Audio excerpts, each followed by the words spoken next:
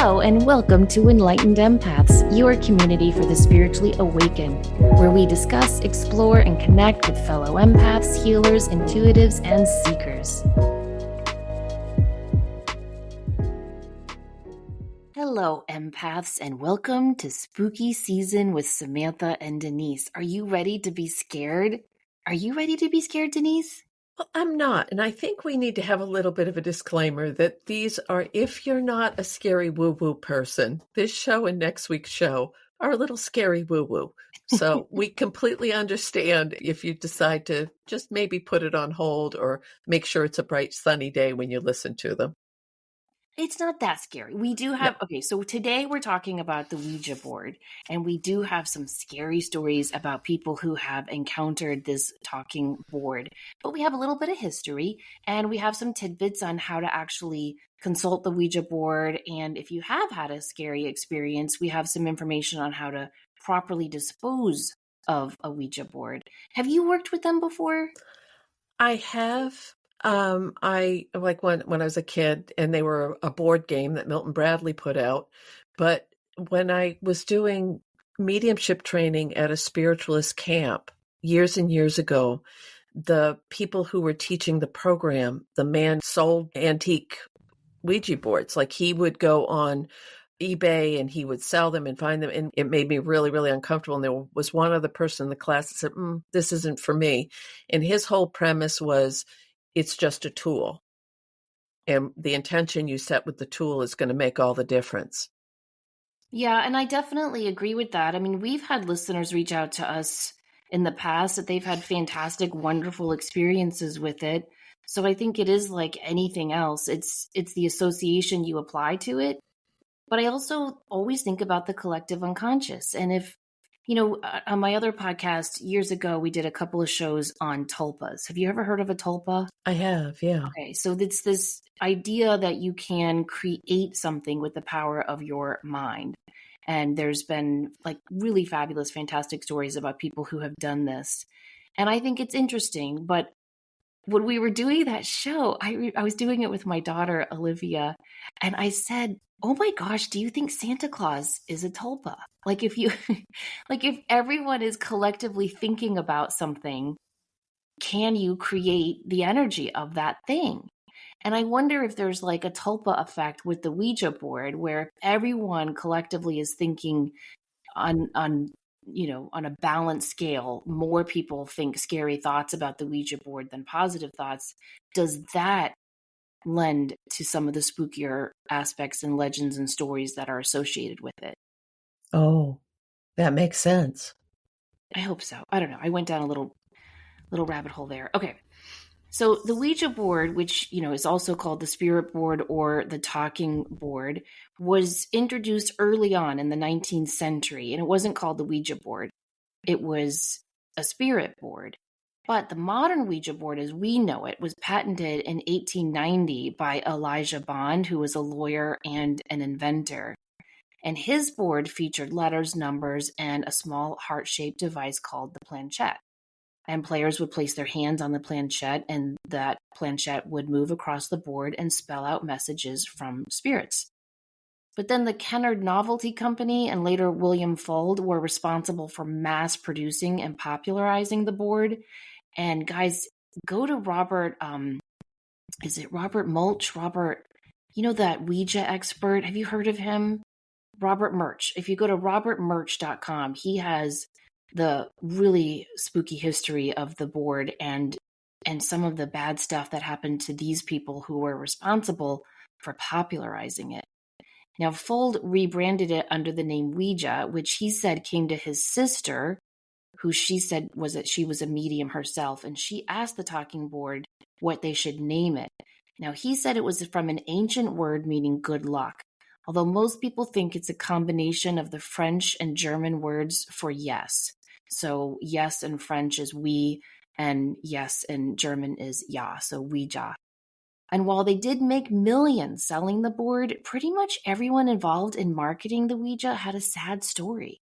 The family members didn't talk for almost 100 years after money fights, and William Fuld would suffer a fatal accident at his factory. One he claimed in a 1919 Baltimore Sun story that the Ouija had told him to build. Overseeing the installation of a flag, an iron railing gave way and he fell off the roof of the structure. And check this out, Denise. On his deathbed, the coroner's report said a broken rib pierced his heart. And he made his children, some of his last dying wish, promise to never sell the Ouija out of the family. Oh. They sold it to Parker Brothers, which promptly moved Ouija to its base of operations in Salem, Massachusetts, which I did not know. Did you know that? I did not know that. That's so, they're what marketing geniuses. In 1967, the first year it was headquartered in the town, infamous for its witch trials, Ouija sold 2 million boards that first year. Even though it was initially advertised as a harmless means of entertainment, it wasn't until the 20th century that the board's reputation became darker, fueled by tales of dangerous encounters and Hollywood's portrayal of it as a gateway to malevolent forces. It's been used as an inspiration or automatic writing muse by writers like Sylvia Plath, who wrote dialogue over a Ouija board. Pulitzer Prize winner James Merrill used notes from his Ouija consultation in his 560-page poem, The Changing Light at Sandover, which he says contained messages from W.B. Yeats and even Archangel Michael. Now, one of the most famous Ouija board stories comes from 1913, when a young girl named Pearl Curran claimed to have contacted the spirit of a 17th century woman named Patience Worth. And through the board, Curran purportedly received extensive writings, including poems, novels, and plays, all attributed to Patience.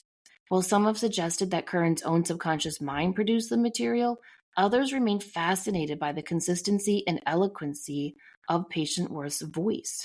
They even did an Unsolved Mysteries episode on that. And there was a whole huge surge of interest in this, in the spirit communication from the spiritualist movement in the late 1800s, but also right after World War I, where people really wanted to connect with all the people that they'd lost. So that whole little pocket of time, there was a huge surge in using this means of communication. Yeah, and we see that happen kind of cyclically, right? Because then after the 60s, we see another surge. I mean, the Seth Speaks books, that all started with her, the author of that, consulting the Ouija board. Right. And then, of course, The Exorcist came out in the 70s, and that whole possession started with the Ouija board. So it kind of got a bad reputation based on that as well. Now, psychologists and skeptics say that the movements of the planchette are due to the ideomotor effect, which is basically a fancy word for unconscious movements. When using the Ouija board, users may believe they are not in control of the planchette, but subtle muscle movements influenced by expectations or suggestions may guide it. So this explanation accounts for why participants often report coherent answers despite no conscious attempt to move the planchette. The ideomotor effect was coined by Dr. William Benjamin Carpenter in 1852, just a few decades before Sigmund Freud's theory of the unconscious mind came into light. Dr. Carpenter discovered the ideomotor effect while researching the unconscious mind's ability to direct motor activity. Now, while this ideomotor effect offers a scientific explanation for Ouija board responses, it does not fully explain the intense emotional reactions that some users experience. Stories of bizarre coincidences, sudden changes in temperature, and strange noises during Ouija sessions challenge the purely psychological perspective. And since we are in spooky season, we're not going to dive into any more of that boring psychological reasons behind that. Instead, we're going to share with you some really spooky stories about people who have used it. Do you want to start us off? Sure. This says one of the most famous poltergeist cases that's been documented and witnessed by several people, including researchers and police officers, all began with I say Ouija, but you say Ouija, so I think it's the same difference, board. In 1977, the Enfield poltergeist case in England involved two sisters who used a Ouija board and reportedly opened a door to violent poltergeist activity in their home. Furniture was said to move on its own, including a refrigerator, and the girls claimed to hear voices that seemed to come from nowhere. And That is such a spooky case to research and look at. Have you looked into that? I have not, surprisingly. It's actually really, really well documented. I mean, like, so many witnesses saw really crazy stuff happen at that house. I've watched a couple of documentaries on it during the daytime, and it's really scary. Now, I have to tell my daughters, they always make fun of how I pronounce things, because I think it's because I was raised half in the South, half in the North as a kid. Mm-hmm. I think it is Ouija, but I always say Ouija, so I'm sorry. I think either work. Really? I really do. Oh, yeah. All right. All right. This is like, this next one, Denise, I first heard about this entity when I was reading Rosemary Ellen Guiley's work, because I think she wrote a whole book on this entity called Zozo. It scares me so much. I mean, I'm including it because it's scary, but if anyone likes scary stuff, dig carefully into the research of this Zozo phenomenon. So I just have to interject that while we're doing these, in my head, I have my little la la la tape going. It's okay. I'm running like a mantra of my Hail Mary full of grace in my... Okay, so in 1994, a group of teenagers from Southern California claimed to have summoned a malevolent entity using a Ouija board. They said that after contacting a spirit who called itself Zozo, strange events began to occur. One of the group members experienced terrifying dreams. Another woke up to see a dark, shadowy figure standing in their room. Allegedly, Zozo is a malevolent entity that reveals itself during Ouija board sessions, often bringing fear, misfortune, and chaos into the lives of those who encounter it. So even though stories of this creepy thing took off in the early 2000s, his history goes back much further. The earliest known mention dates back to an 1816 French account where a girl claimed to be possessed by multiple demons, including one named Zozo. This case was documented by a French author who suggested the girl's possession was the result of supernatural forces. Now, he is said to make himself known during Ouija board sessions by quickly moving the planchette in a repetitive motion, most often zigzagging between the letters Z and O. And people who encounter him often report a sense of unease or fear even before the entity reveals its name. They say they feel sick, weak. They experience headaches during or after the session. In some cases, they say that this entity followed them home after the Ouija board session, leading to long-term negative effects like bad luck, accidents, or psychological distress. He's described as a trickster, posing as a benevolent spirit, or even pretending to be a deceased loved one before revealing his darker nature. He often gives misleading or contradictory answers, only to later threaten or frighten them. Darren Evans, who brought Zozo to public attention, said encountering this thing led to multiple terrifying incidents. One of his children fell ill, and strange, shadowy figures appeared in their home. Doors would slam by themselves. Family members reported feelings of dread. Another commonly shared story involves a woman named Sarah, who claims that Zozo cursed her after her Ouija board session. She said she'd been using the board with friends when Zozo began responding to their questions. Initially dismissive, she kind of just joked about the encounter, but later that night she experienced intense nightmares and awoke to find strange symbols drawn on her mirror. Ooh. And in the weeks following, she experienced a series of misfortunes, including a car accident, financial trouble, and a breakup. I'm telling you, it's no joke. And if you guys do listen to Coast, or if you're a Coast to Coast insider, you can listen to the back catalog. Just Google Rosemary Ellen Guiley and Zozo. Her stories will keep you up at night. Because that's what we want to do, people. Well, it's just wild to see how, you put the call out there, like the Black Eyed Kid stories, when that guy first posted his story when he met them at the movie theater in the late 90s, the journalist, and all these people were like, oh my gosh, that happened to me, that happened to me, that happened to me. And then when this guy first posted his Zozo encounter, so many people responded, Rosemary Ellen Guiley had enough to write a book. And it just makes you think, like, what's out there? Right.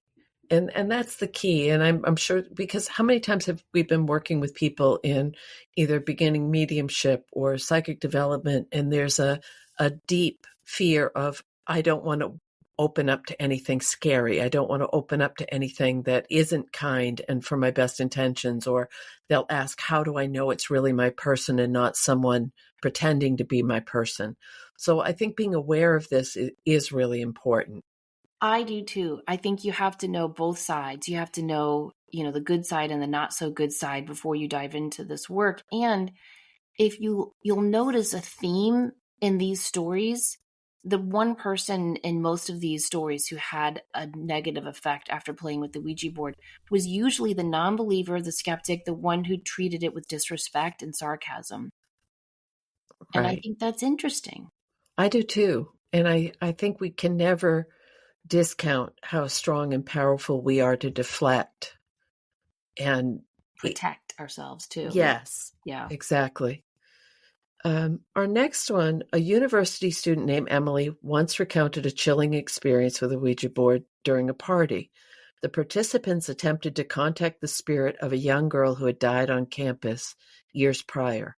According to Emily, the board spelled out a cryptic message, check the letter, which none of the participants understood. Several days later, Emily discovered an old letter in her dorm written by a former occupant who had died under tragic circumstances. While this could have been a coincidence, Emily and her friends were deeply unsettled by the timing and details. So, unless someone hid the letter and was in the group and was just trying to scare the bejesus out of their friends, you can't make that up. No.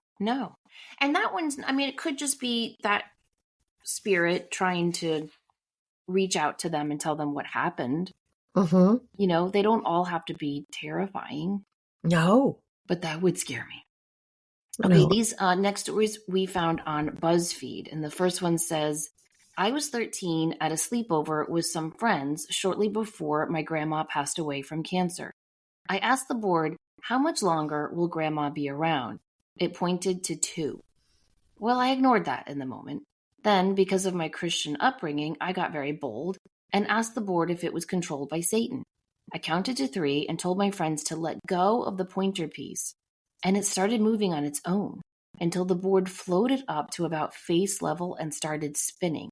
The board shot straight at my face. I just barely managed to duck in time. It hit the wall behind me and fell to the floor. When we got the guts to look at the board, the indicator pointed to yes. Okay, that sounds straight out of a movie, but... Yeah. 2 days later, my grandma succumbed to her cancer. Okay, that's scary, but I don't know. Floating up, hitting you in the wall, and then the planchette landing perfectly on yes? It could have been embellished. Could have been embellished. It's a good story. This one was posted by a user named Ashley. When I was a teenager, I would go to my grandma's, and she would have me make a Ouija board out of paper and a CD so I could communicate with my uncle, who was a stillborn. The Ouija board never worked when my grandma tried it, but it would work for me.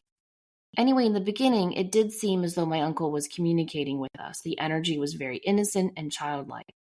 After a few times, though, the energy started to feel really heavy and dark. So I asked if I was still speaking with my uncle. The entity told me no. It said it had my uncle and that it was going to take me too. As soon as it said that, I blacked out for what was only probably a few seconds, and the light bulb in the dining room exploded. I burned that paper, broke the CD, and will never play with a Ouija board again. Okay, first of all, we got to talk to that grandma. That is not what I did at my grandmother's house. No. Can you imagine being like, okay, let's communicate with your dead uncle? Like, no. But it does sound like she was definitely a natural medium because of the electrical interactions that she had when she was using that board. Right. And this one was posted by a user named Light Girl. My mom and her friends had a Ouija party, and it indicated my dad was having an affair with our neighbor, which turned out to be true. Oh. For the next 6 months, though, we had a playful spirit or poltergeist in the house. It terrified us kids. The local parish priest held an exorcism, and we never saw it again. Well, I guess it's cheaper than hiring a PI. Right? True. I do want to say we're going to talk about how to properly dispose of a Ouija board, and burning it, not a good idea. No. But as we're reading these stories and I'm la-la-laing in my head, it makes me wonder if it's a known tool to darker energies on the other side of, okay, they're going to make a clear connection with someone, but this is a really easy one for us to slip in under the wire. Oh, 100%. Yeah, like when I look at my, like, take one of my angel oracle decks, the angel tarot deck, Yeah. where even the death card is happy and positive. I think it literally says on that card, like, a happy change is heading your way. Yes. Like, no negative entity is gonna, like, rubbing his hands together being like, oh, I hope she pulls out that angel deck. But you pull out the Ouija board and it's always like a slumber party, or it's always dark and you light a candle. You're setting up the whole ambiance of the spooky ritual, so it's right for them. And it goes along with, often, especially if you think about it being marketed as a board game, it would be kids. And you've always said that kids are what attract, or that's an interesting twist. You can get a pink Ouija board at the toy store. Oh. Yeah. Just for little girls. So I don't understand that. I do not recommend it. No. You can also buy very pink hammers and tools and stuff. And I've never understood why we need to genderify our tools, but that's just a whole other thing. Still going to hit the damn nail. Okay. Anyway, our next one, these are from Reddit. And this one says, I was about 12 or 13 spending the night at a friend's house, goofing around with the Ouija board with him and his sister. We were getting all sorts of gibberish plus words spelled out, just kind of scaring ourselves for fun, not taking it very seriously. Then we got the message, I can see you through the window. And then I can see you through his eyes. Ooh. There was such a small window in the basement room where we were, and just the backyard and woods past the driveway were visible through that window. Then it said, I'm under the car. So we somehow got up the nerve to go out and with a flashlight and peer under the car, where we saw a huge black cat hissing. We ran inside, freaking out, and at that exact moment, the power failed and all the lights in the house went out. We just about actually shit ourselves. A few minutes later, the power came back and we sat up until dawn that night, scared, and never played with that board again. Yeah, I don't think I would either. No. And then you wonder, too, because poor black cats. I've had a black cat before. It was sweet as a button, but they kind of have a thing going, and cats are known as a familiar for witches, and the timing and the way it's described, it gave me the willies a little bit. Yeah, definitely. And something about that one seems believable to me. Yeah, because you can feel the scare. And if they actually were going to shit themselves, they were scared. Yeah. I'm glad we're able to find some humor in this. This one is from a Reddit user who goes by the name Hammerhands. We were hanging out in a friend's dorm room and busted out the Ouija board. There were a few of us who had used it before and a few who hadn't, that were quite skeptical. It was around 11 p.m., and the communication with the board was going quite well. Gary, one of the skeptics, kept calling bullshit to the whole thing. We convinced him to sit on the floor with us and give it a shot. His first question, is this for real or just a bunch of bullshit? The planchette zipped to no. Fine, he said, still not believing. Prove it. Ooh, never. Bad idea, Gary.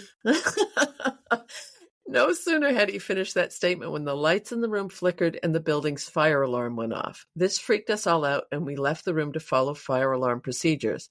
After about 20 minutes, campus safety said it was a false alarm and let us all back into the dorms. When we arrived up to our friend's room, the Ouija board was gone. No one took it with us, and the room was left locked. Oh. Oh. No, no, no. I played with the Ouija board once in a college dorm my freshman year. And I think we were just kind of like messing around and just made it say funny things.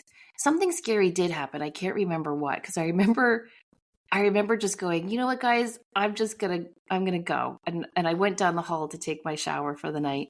And when I came back, my roommates, I was the only one in my suite who had brought two stuffed animals, which, now I know I guess you're not supposed to do because they made so much fun of me for that. And when I came back to the room, they had my two stuffed animals doing things to each other Oh. as a joke. And that was one of my experiences with a Ouija board. I do have another scary one. When I lived in Massachusetts as a little kid, we got the house for a pretty good price because the previous owner had died in that house. And so it always felt kind of weird. And we were stuck in that house for 2 weeks during a blizzard. Do you remember that really bad blizzard? I think you and I have talked about that. Were you really little? It would have been 78. Yeah, it was really, really Yeah. little. So we were all home. I remember my dad like cooking over like a camp stove in the garage, and we were really bored. And so we went into the basement and we found this man's belongings. Like we found his briefcase, like stuff we felt the family should have taken. Mm-hmm. And that was spooky. And in that box, we found a Ouija board. Ooh. And, my dad was always like in and out of this stuff. Like he was always interested in it. And then, no, it's not good. And so we all sat around and played it. And I was so little, I don't remember what happened or if I even participated in it. All I know is that after that, apparently my dad had a bunch of bad luck. And the one thing I remember is he lost his job. He was out of work for almost a year. And I remember him coming home one day and breaking that board over his knee and throwing it in the garbage. And like a week later, he got a really good job offer and we moved to North Carolina. Oh my goodness. Have you ever played with it? Just high school. Yeah. That was it. And I think the other person in the group was moving the little thing, but that's a story, Yeah. Yeah. high school stuff. Definitely. All right. Share our creepy doll story. Oh, okay. Jake Nichols says his cousin and family were using a Ouija board at home. Before they started, they removed a large, creepy porcelain doll from the same basement and took it to another room, placing it face down.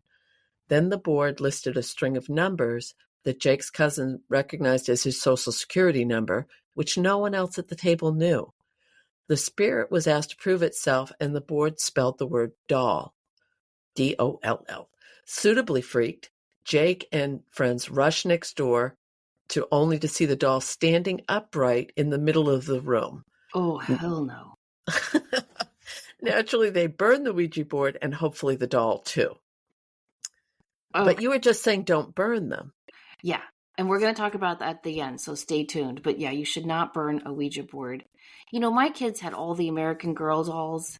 Mm-hmm. And they would always leave them up around the house. Like those dolls had such a great life. They were always having tea parties or sunbathing, and I would get up in the middle of the night sometimes and see those things standing up against a wall, staring at me. How tall is an American Girl doll? Like I guess 24, 30 inches. Oh, so a couple feet tall, 2.5 feet tall. Oh, okay. Yeah, they're pretty Ooh. lifelike. We have another creepy doll story from Reader's Digest. Randy says he learned what a Ouija board was the hard way when two of his family members introduced him to one when they were all children. He says, my brother and cousin were older than us. This particular time, they'd come with a Ouija board. We agreed to play and to turn off the lights and light a candle. Randy sat down with his favorite doll, Kelly, at his side, nervously waiting in the dark. We started playing and asking questions, he says, and before we knew it, the planchette started moving around in a pointed direction. It traveled the board, dragging itself to the letter K. It then made its way to E and L. For a moment it paused and then quickly circled right back around for another L before finally landing on Y. Next thing we knew, there was a loud bang against the radiator, and everyone started screaming. We turned on the lights, and by the radiator was the severed head of my favorite doll. Oh. Poor Kelly. What did the spirit have against the doll? Yeah, and poor Randy. I know. Maybe it was like the deceased spirit of like a retired drill sergeant who was like, no balls for you. Now, Paige told Reader's Digest that shortly after her family had just moved to a new house, her mother and sister were eating pizza on the living room floor since they didn't have all of their furniture set up yet, and they put on a fire to ease the chill of the fall air. After dinner, her sister pushed her mom to let them play with their old Ouija board. As we were using it, Paige says, a box in the living room that had some books in it literally flew across the room. Shortly after that, the fire inexplicably went out, and their mother was so shaken that she took the girls to their grandmother's house to spend the night. Yeah, that is not the way to welcome yourself into a new house. No, and it seems like someone was letting them know, giving them a big hell no on the Ouija board. Yeah. Ugh. Oh my goodness! But then they had to live there. I know. Oh, that's okay. This is a sad one, but it's a well-known case where a woman used the Ouija board as an excuse for committing murder. Never ceases to amaze me the way people can come up with excuses for things. But anyway, Oklahoma resident Carol Sue Alviker had no criminal record and no history of mental health problems.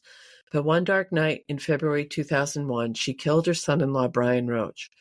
Alviker claims she had used a Ouija board, which she says sent her a message from the beyond that her daughter's husband was possessed by an evil spirit and must be murdered. After stabbing him to death in his sleep, Alviker turned on her own blood. She bundled her own daughter and granddaughter into her car in an attempt to kill them, all in a crash. Thankfully, no one died, but Alviker suffered 2 broken ankles, which didn't stop her from stripping naked and running into the woods. She claimed an evil spirit that was in Brian had possessed her instead. She was later ruled to be insane in what was quickly known as the Oklahoma Ouija board murder.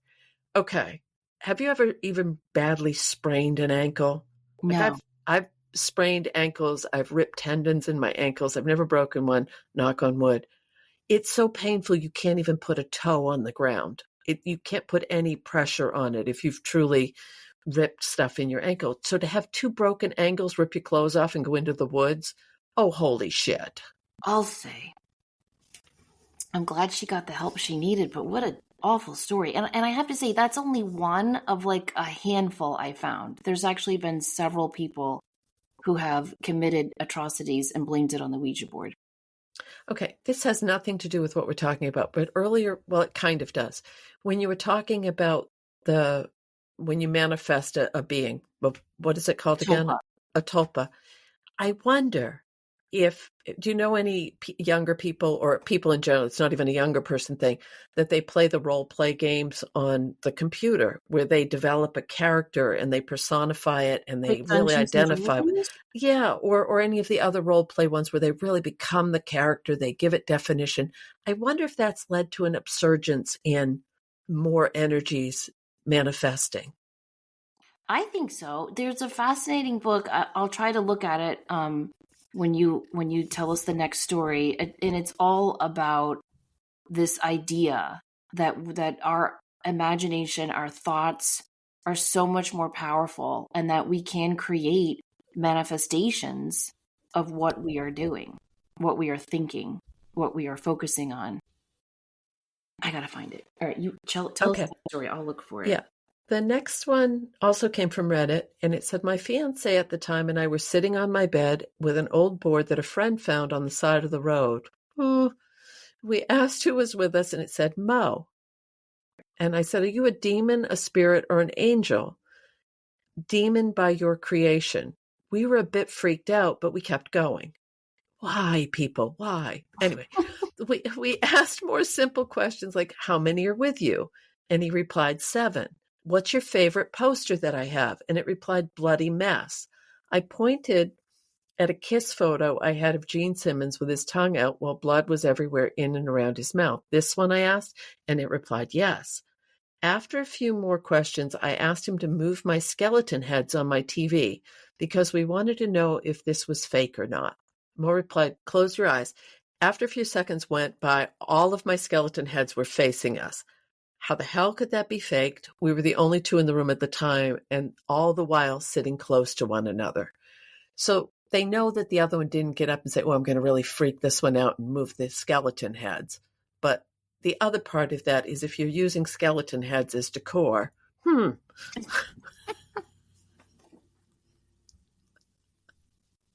Not a good idea. Okay, Oh, the book is called Egregores, and oh, it's by Mark Stavish. okay. It's I'm telling you, I met him in person. He did a whole presentation on this, and it's really involved. But he does talk about the collective unconscious and how we can really manifest what we are collectively focusing on. So, like you were talking about with that, so he examines this this idea that our collective thoughts create autonomous psychic entities that are created by a collective group mind. And so he looks at like stories from ancient Greece, Rome, Tibetan Buddhism, Islam, but also modern esoteric orders and H.P. Lovecraft and also Aleister Crowley, all sorts. But he also looks at like modern day advertising and Mm-hmm. how that influences us. It was just a deep and involved work. I liked it. So if this is a thing, then collectively we should be able to bring forth positive healing helpers as well. Exactly. Okay. Exactly. There's always, we live in that world of duality. There's always a positive. All right, should we end with some stories that are a little bit nicer? I think yes. Okay. This one is from Julie in New York. And she says that when she was in middle school, she had a few friends over and they used the board. Julie writes, I asked the board, what was your name? And it answered Abe. My friends and I immediately joked that it was Abraham Lincoln. I asked, who do you want to talk to? And it answered Erica. Well, she says Erica is my mother's name, but she was downstairs and completely not involved in the game. I asked, what do you want to say to her? It answered, wish I knew her. This was so incredibly specific, I couldn't imagine what it meant. I ran downstairs to find my mom, and I asked her if she knew anyone named Abe. She said yes, her grandfather was named Abe, but he died before she was born. I didn't know my great-grandfather's name, and my friend certainly didn't. That one's nice, isn't it? That is nice. And I think that was more the intention of using a tool like this. Yeah, I do too. Do you want to share our next one? Oh, sure. The next one said, I made a Ouija when I was in middle school. It was made of wood from one of the trees in my backyard, and the planchette was a glass half circle that my grandmother gave us. We sat up in my living room at midnight with the only light being candles. My best friend and I asked if anyone was speaking to us. The answer was yes. I asked how many ghosts were present, and the answer was 7. There's that 7 again. My cat came up to us at that point. He stopped just beyond where we were sitting. He looked around and slowly weaved his way past us as if he was stepping around people. Then the planchette quickly dragged our hands to spell out happy to talk. As soon as that sentence was spelled out, a blinding streak of light that looked like a shooting star flashed from one side of my living room to the other. It was one of the most beautiful things I've ever seen. It lit up my living room with an intense silvery light. Now that's lovely. Yeah. They just wanted to visit and say hello. Yeah, not scary. Nope. The cat obviously sensed something. Yep, walked around them. And cats, we know, can see stuff we can't. Very much so. All right, before we wrap up, let's talk about how to safely use the board. If you've listened to some of these scary stories and you're like, ooh, Halloween's coming up, I want to try this. What you want to do is choose a quiet setting with about 2 to 4 friends. Make sure everyone is in a positive mindset. If you treat the board disrespectfully or approach it with a playful, mocking attitude, it's believed that negative experiences may follow. And I think we should add that like drinking and like using mind altering substances with the Ouija board, probably not a good idea. Wouldn't you agree? No, I agree 100%, especially with the propensity many people have for the mind altering substances right now. Yeah. Then you want to set a clear intention. So before starting, mentally or verbally, state exactly what you want. You could say, for example, we ask for only positive and benevolent spirits to communicate with us, or only people who've gone through the light of love can connect with us now. So you want to set your boundary about who and what can connect with you. Avoid asking about death or negativity. It's generally advised not to ask the Ouija board about death, curses, negative subjects. Questions about when someone might die or past tragedies may attract negative or deceptive energy. So keep it positive. And this is the most important. End it properly. The most important step of using the Ouija board safely is knowing how to end the session. You always have to say goodbye. Bring the pointer over to the goodbye. Even if you don't get any contact, even if nothing happens, just in case a spirit is hanging around but didn't move the pointer, you still want to bring the planchette over to goodbye, say goodbye. After you say goodbye, flip the pointer over so it won't start moving around again. Leaving the board open or just abruptly stopping the session without closing it properly can leave a doorway open. But those all seem like things that we do when we're opening up to spirit in general. Yes.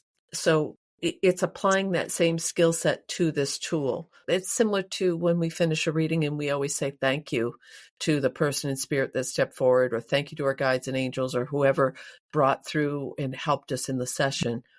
I think that if they're saying physically move it to goodbye on this, and it seems like it's the same idea, though. Yeah, I agree.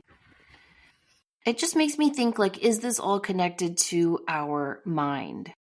Right. And our expectations and what we give to it. And so if we expect to have a negative encounter, will we? If we expect to have a positive encounter, will we? Mm-hmm. Now, how do you safely dispose of a board? Well, first of all, like we said, do not burn it. This is said to release any entities attached to the board. So you don't ever want to burn a Ouija board. The best way is to toss it into running water if you can. Like if you're lucky enough to live with like a babbling creek near you, you can toss it there. You can bury it with salt. Most people recommend burying the board face down. And once the board is buried, cover the area with a large amount of salt, at least enough to cover the board. The theory is that during the next rainfall, the salt will soak into the ground and purify the board. Some other people recommend breaking it into 7 pieces and burying it in consecrated ground and sprinkling the pieces and ground with holy water. Like, how would that work, Denise? So you and I break a board into 7 pieces. We sneak into a cemetery, a church at night. Not really sure how that would work. Now, you could also donate it. There are several people. You can just Google donating a Ouija board, and there are so many websites that come up where people take donations. And they'll say, even if you think this board is haunted, we will take it. Like I said, I think one of the best resources for learning about the Ouija board is Robert Murch. You can go to Robert Murch, that's MURCH.com. And I think he's like considered the world's historian on the Ouija board, and he will collect boards that people no longer want. Right. And there is a whole market for people that buy them, resell them. It has kind of a cult following. Yeah, it definitely does. But as with anything, it's about caution and intention and keeping yourself safe. Have you seen antique boards? I've gone into Yes. resale shops and seen them, and they're kind of freaky. Yeah. And I think too I was talking about this with a group of people, psychometry, how everything holds the energy of people. And that was a question, just is not really connected, but we were talking about psychometry, which does connect with the boards holding the energy. So if you did find one in a used shop or an antique or whatever, and it didn't feel right to you, that might be a good reason to stay away from it. But someone asked me, do you think that using selenite to clear the energy around an object would impact the essence of the person who used to own it? And I don't think it would. No, I don't either. Unless you're talking about like a haunted object. Right. No, but just a general, like an heirloom or a piece of jewelry, something that's been passed down. They were worried about losing the essence of the person, but I don't think it would. No. Okay. But I do think even if you do come across a board, see how you feel. Do you get any energy from it? If you touch it and you get an uncomfortable feeling, might not be the one that needs to go home with you. Yeah, definitely trust your vibes for sure. And look, again, like we're talking about the power of the mind. If you have a negative association with the Ouija board, then I don't think this is the tool for you. No. If you have a positive association with the Ouija board, then this could be the tool for you. Right. It all depends on the energy that you bring to it. Right. And it goes with that whole thing that we've always said. We want to be in control of it, not have it be in control of us. Yes. But I think you have to be honest with yourself. Like, I would like to say that I've done enough research into this esoteric world that I know the Ouija board is just a piece of wood or, plastic, depending on where you get it, with some letters stamped on it from a factory. But I also know that there's a part of me that is scared of this stuff. And so for that reason, I'm not going to use the Ouija board. Not that I think the Ouija board is bad or that it's going to invite something negative. It's me. Right. What's the Taylor Swift song? It's me. I'm the problem. So if you have any fear connected to it, I wouldn't use it. And I think I would go so far. I don't know, maybe. Well, I have to now. I might even say that about things like the tarot. I know people who are terrified of the tarot. Yes. And I would say to them, if you have that association with it, maybe go to the friendly angel oracle decks instead. Because the power of our minds is insurmountable. It's infinite. And we have to really understand that. Yeah, that's a really, really important point. Yeah. I just don't want to get all the emails. No. Because we're going to get all the emails from people who use the Ouija board like every day and it's helped them so much. And I totally get that and I respect that. We're just having a fun, spooky show and giving you a little bit of history and opinion on us and the Ouija boards. So save your index fingers. Don't email us negative stuff. Anything else you want to add? No, I think we're good. And we kept enough levity in this that I think we balanced out the scary woo-woo. Yes, I hope so. Well, we'll be back next week with some more scary, spine-tingling tales. In the meantime, we hope you have a great week filled with love, light, angels, puppies, unicorns, rainbows, all sorts of happy stuff, right? That's right. Take care, everyone. Bye-bye.